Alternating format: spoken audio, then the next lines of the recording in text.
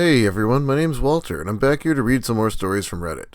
We're here to talk about nice guys. Not nice guys, but nice guys. They feel like being nice is the best quality they have. They might call themselves good guys or decent guys as well. It's just that they're probably not that interesting otherwise, and they don't look very nice when they're rejected usually. Anyway, let's get started with Reddit Nice Guys. I covered the first part of this story in the last video, and I'll link to it in the description. The basic idea is this 17-year-old girl was the youngest member of a D&D group, and this one guy, who's dating someone else, kept creeping and touching her to the point that everyone noticed. So that's why she's not going to be nice to him in this story. Let's go! One more story about the same guy. I was throwing a 1920s themed party at my house and I invited all of my friends. They all came. I didn't drink or do drugs and I wasn't interested in dating, so I just held adorable themed parties, and they were a big hit considering I was a huge nerd and this was high school. So there was maybe 20 people in total.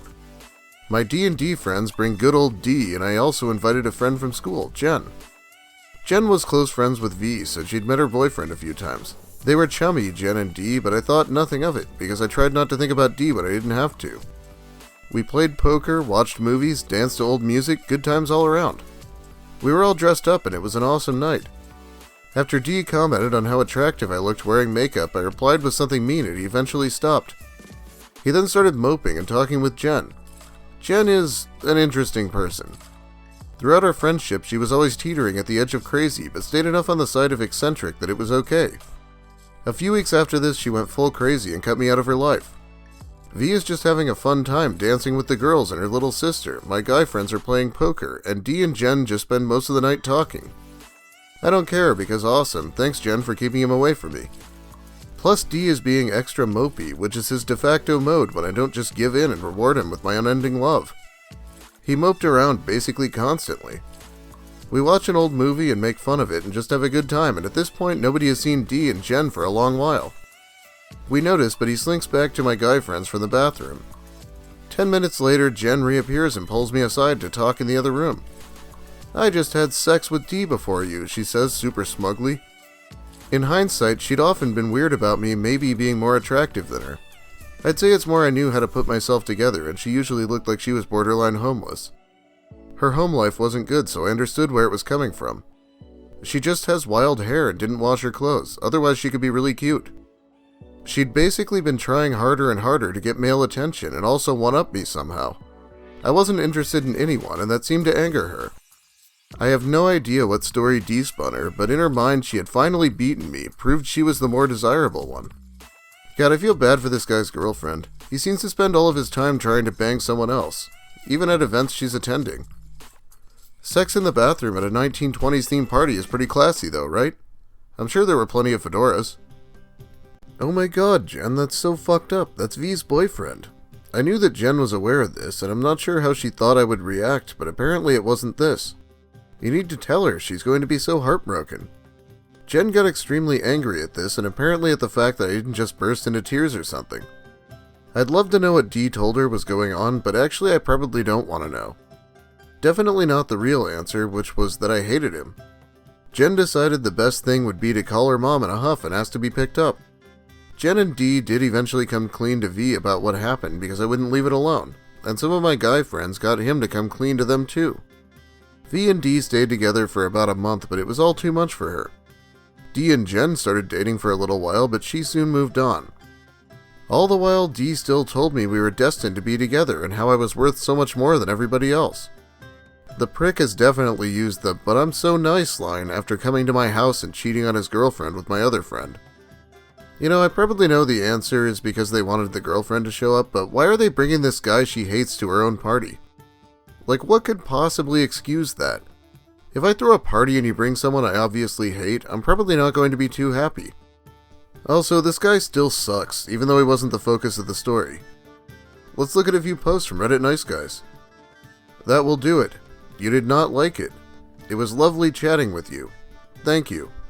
You are not very kind as a person. You could use work. I'd like you to leave me alone forever, please. And P.S. you are kind of fat for how bitchy you are. You should work on that also. Yeah, I'm pretty sure everyone's going to leave him alone forever. It's hilarious when you sent the last 6 messages and demand they leave you alone. For some context, this dude hasn't been in a relationship for 4 years since his girlfriend left him because he cheated on her. Why do girls love a guy that would abuse them and hurt them and remain loyal to a piece of shit weakest thug? But thy run away for a guy like me that would treat them with true love and respect them. To all of you girls who like that, fuck you, and I hope you all are cursed. I don't even have to say anything here. Females always go after the dude that's an asshole and treats them like shit over the one that treats them good and is nothing but nice to them. I'll never understand. Calling them females is kind of a red flag by now. It will not benefit you. You should probably call them women. I guess this next one, a female didn't want to meet him because of the pandemic. I know how it is, I'm quarantined too. You should go swimming without any water as well. Grow up or get offline. Stop wasting people's time. You should live in plastic wrap as well. What a freak. Video chat, she goes. That is funny. Think about how dumb you actually sound. Paranoid, weak-minded, and easily manipulated. Get offline and don't waste my time. Video chat nonsense. You need to wake up and literally smell the coffee. You small-minded person. Literally smell the coffee? Not sure why you put that word there. I agree. Most of the girls from my country are evil monsters. They will trick you into thinking that they want to be with you. If you believe them and want to be with them, they will take your heart out and smash it into a million pieces. I am a good guy my entire life, and yet I will never be with a girl. Girls can be good friends, but they can't be a great material for girlfriends.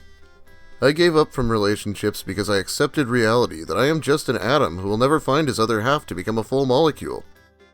Yeah, well, not with that attitude. Talked to a guy I met on Tumblr. He seemed cool and we became friends. Announced my engagement to a girl and he immediately unfollowed me and started vague blogging about how I was his last chance for a relationship and how now he was going to die alone and how you couldn't trust women because they always lied and cheated. And this is why he doesn't fuck with black girls. I am black. Just yikes. God, I hate it when someone I'm vaguely talking to online gets engaged. Just makes me see red, am I right? When I was still in college, one of my friends was a nice guy. Fine with me or any other guy, but an absolute mess whenever he so much as tried to talk to a woman. After one particular incident where he was trying to talk to this girl at 2 in the morning and was told to stop pounding on her door and go away, he had the nerve to blame her for not making time for him. And he said over lunch the next day, "I can't believe these dumb bitches don't realize how nice a guy I am." I swear, I almost choked on my shitty cafeteria pizza.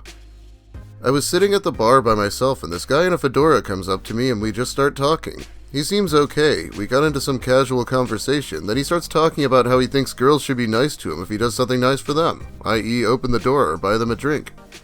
I tried for a solid half hour to get him to understand that a girl was not going to fall head over heels for someone who thought that opening the door for them meant that they were a knight in shining armor. I tried very hard, but he would just keep talking over me.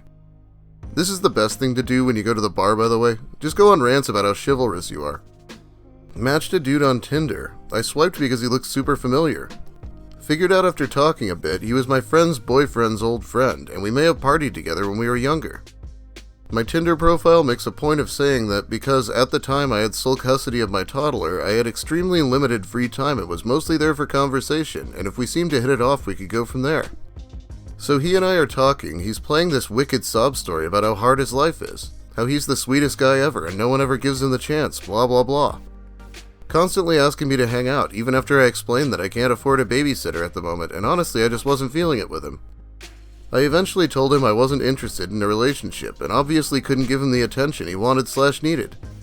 He proceeded to blow up at me. Tried throwing in my face that I went to a party the other day but couldn't make time for him. Mind you, the party I went to was a kids' Halloween party my friend and her boyfriend threw for all our toddler/baby-aged kids. He continued to berate me about how horrible I was and how he just didn't understand why he wasn't a priority for me, on and off for a few weeks until I blocked him. I later learned from his old friend and neighbor that he was a drunk and total bum that literally always played the same exact sob stories to any girl he meets. He also actively pursued and hooked up with my friend's wife. I'm not even sure why you'd expect to be a priority when you're just some random dude from Tinder. Sounds like a problem. I'm almost certain this isn't serious, but let's read it anyway. Same. I think for me a big part of it is that I'm a girl and some people can be really toxic when they find out. Hey, I'm a really nice guy. I've been playing CSGO for quite a while and I'm feeling like boosting some girl gamers. Preferably ones that look kinda good, so I'd appreciate it if you could send a picture before beginning. And this because often when I talk to girls otherwise, they don't take my CSGO skill into consideration.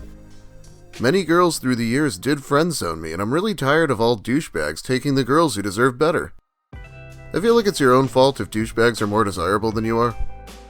The awkward truth of women being abused and or beaten is that it will never change for them, as they are attracted only to aggressive douchebag alpha males. Even if they are sick of the abuse, they will never be satisfied with a loving, compassionate, and sensitive guy. And as the saying goes, nice guys really do finish last, in life and in love. Sad but true.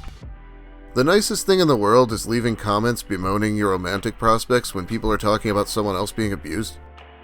Okay, one more post, and this one's pretty out there. No, it was a test. You're really not getting it. I just spent the last week listening to you pine over another guy who was childish and immature. About you crying into his sweater and blank.